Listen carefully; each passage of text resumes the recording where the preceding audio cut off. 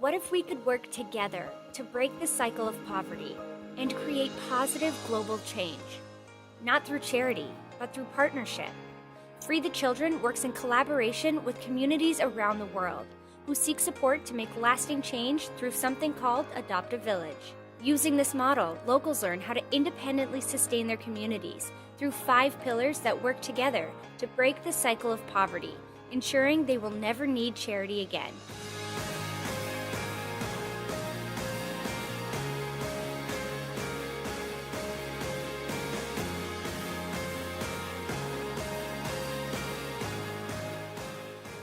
Through Adopt a Village, over 30,000 people have a better way of making income. More than 2 million people now have access to safe, clean drinking water. Tens of millions of dollars in medical supplies donated. More than 50,000 children are being educated every day. More than 650 schools and schoolrooms built. Free the Children works in 8 countries around the world.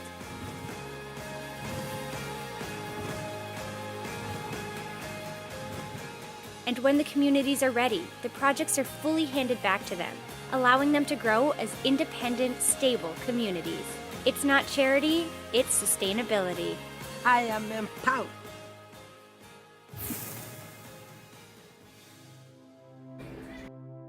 Hello, I am Jordan and I'm part of the Whitebrook Free the Children group. And what we do is we work locally and globally around the world, and we help. At this time of year, we're helping people in Kalthana, India. And after being in Free the Children for 4 years, what I really got out of it was I learned to be more selfless, and I learned to really look and put myself in other people's shoes, because now whenever I speak, I think about what the other person would feel if I said what I was about to say. Same with people in Kalthana, India. They don't have water, so I put myself in their shoes, like we just did the walk. And we went and we put ourselves in their shoes and we raised money for them, because now we really know what they feel like. And I think after doing Free the Children for 4 years, you really learn to put yourself in other people's shoes and really learn what they have to go through and see what you might have to go through too.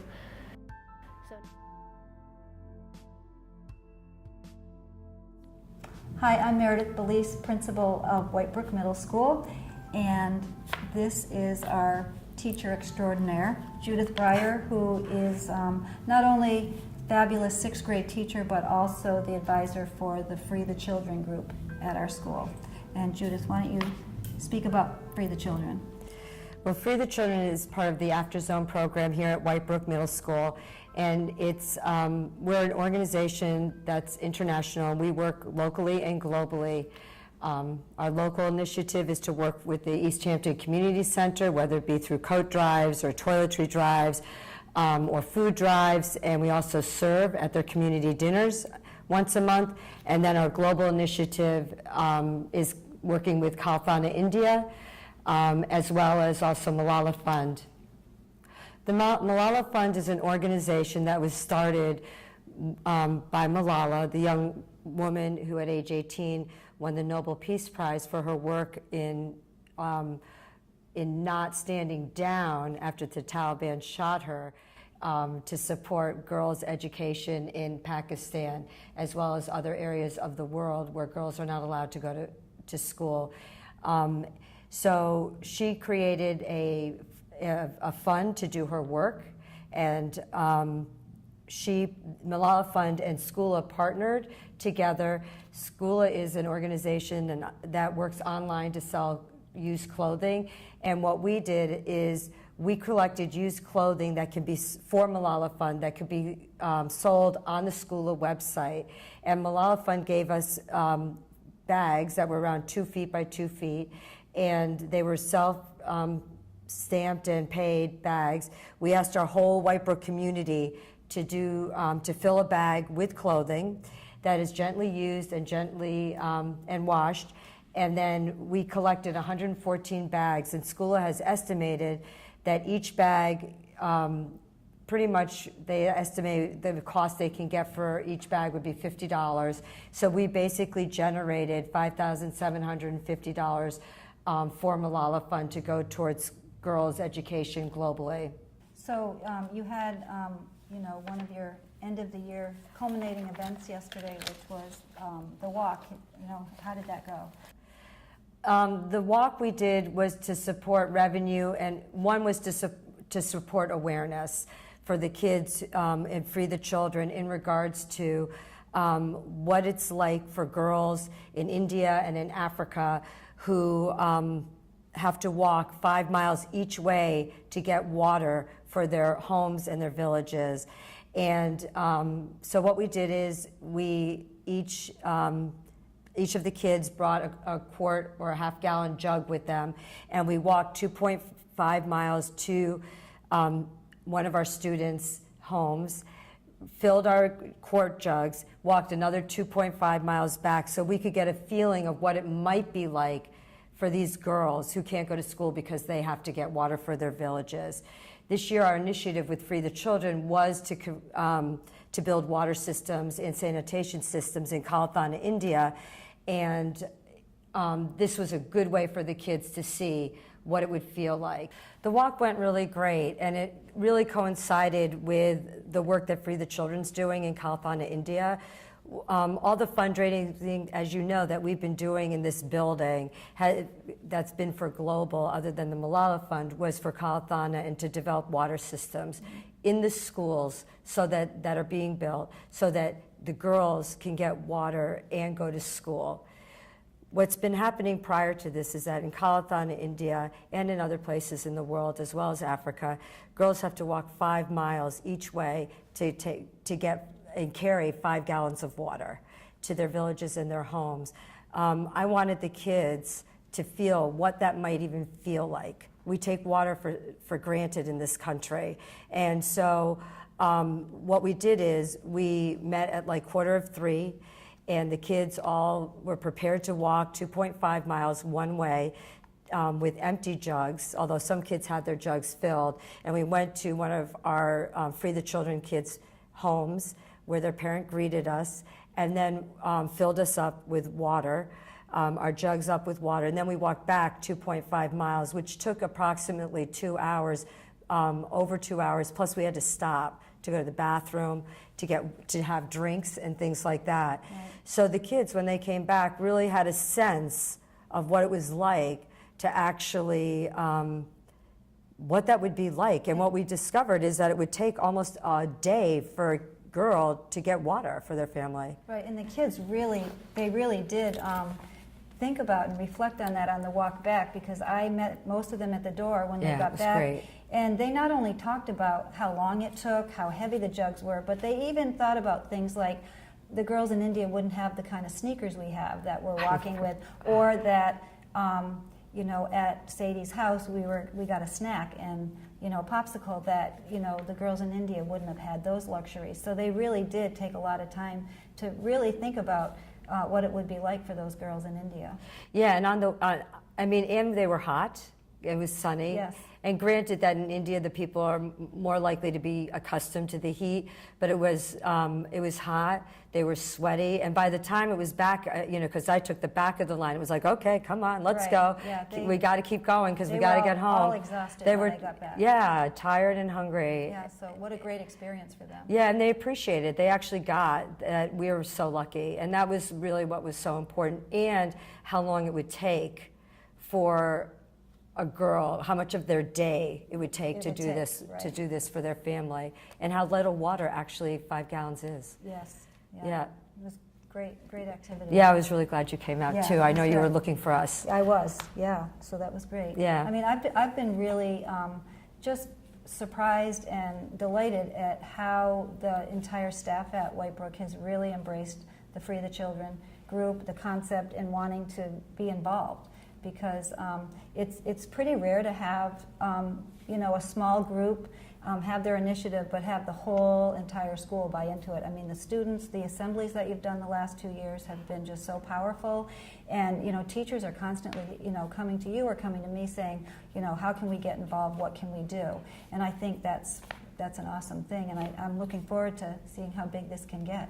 I am too, and that's one of my goals, because I really believe, I've seen how we've changed, the culture has changed over the last 3 years that we've really done work Yeah, here, absolutely. and how we couldn't do any of it without actually all the staff, support staff, everybody. We couldn't do it. Absolutely. And how the kids are so involved. We have kids at the bake sales that we do who aren't part of Free the Children, but they come and they sell. Absolutely. And staff our booths.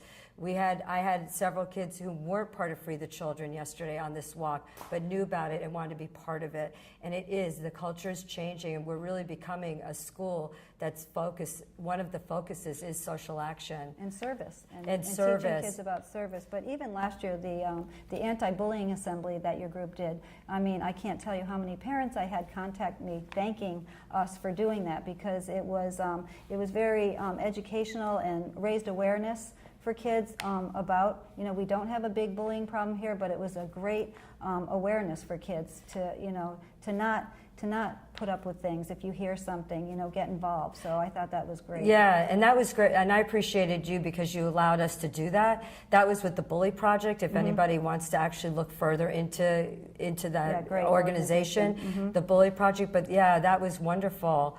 And the kids are up standards. Right. They're not bystanders in this Right. in this building. They're up standards, and they talk about it. Yeah.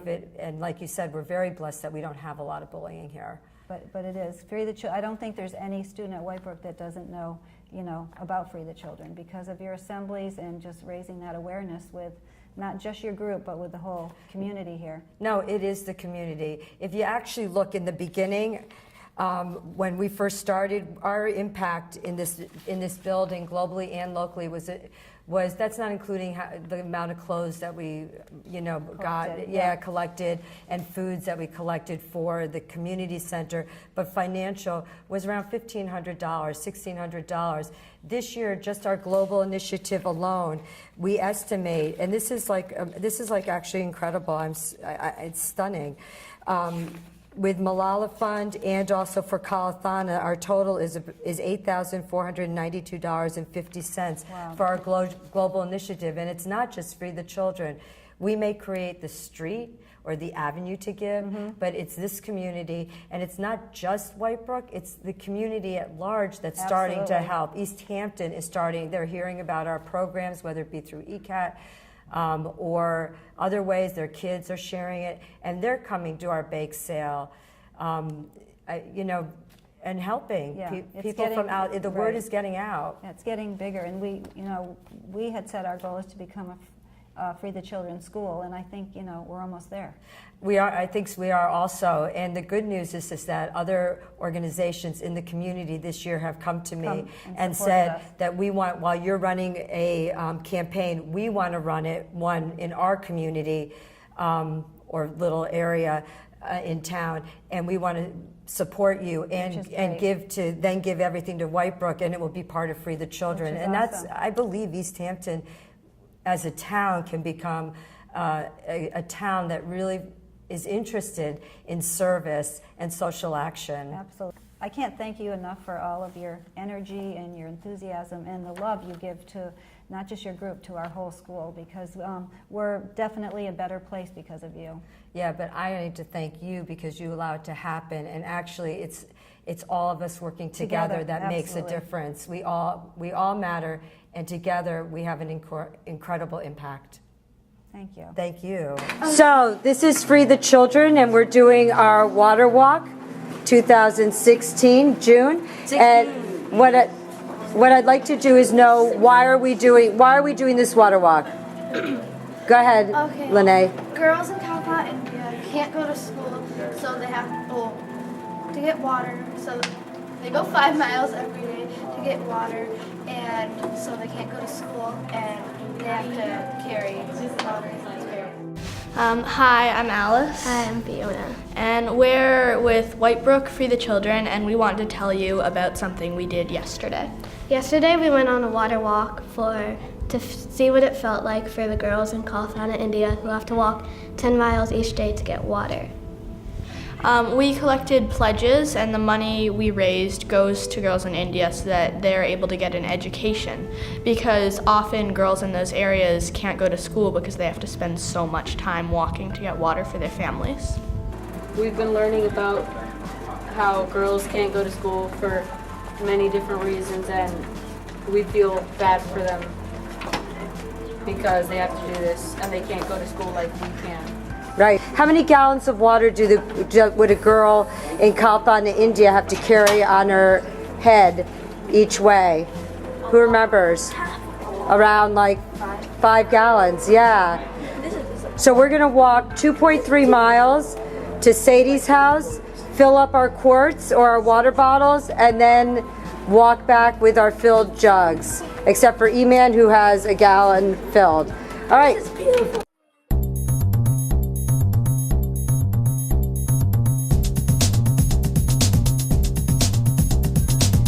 People are getting hot. Let everybody have a voice. It's really hot. People are being annoying. It's hot.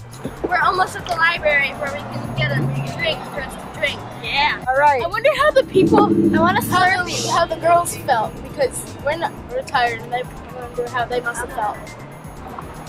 The thing that impressed me the most was how much time it took, because we did only half the time that many girls have to do, and it took us about 3 hours.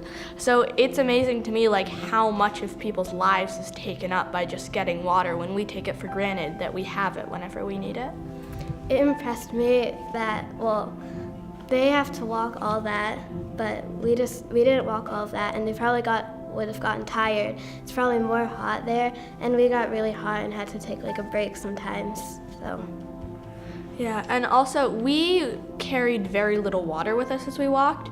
On the first half of our trip we didn't carry any, and on the way back we only carried half a gallon. And girls there often have to carry as much as 5 gallons, and I don't think any of us would have been able to physically do that. So it's impressive to me like how strong you have to be just to like live in other places in the world. yeah.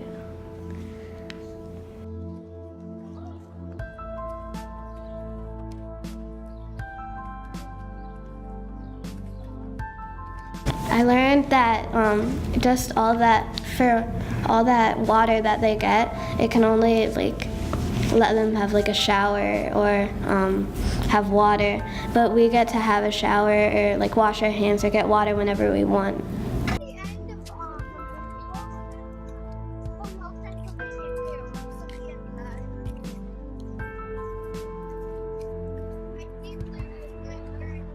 Hey girls! Turn around your way! You're walking on their lawn! This is my baby waterfall! I learned that like in this part of the world, I don't think of myself as a particularly helpless person, but in this like little snippet of how people live on other parts of the world, I couldn't do that. Like that isn't a lifestyle I would be able to do. And it makes me see like how much we take for granted in parts of the world that have things like running water and electricity.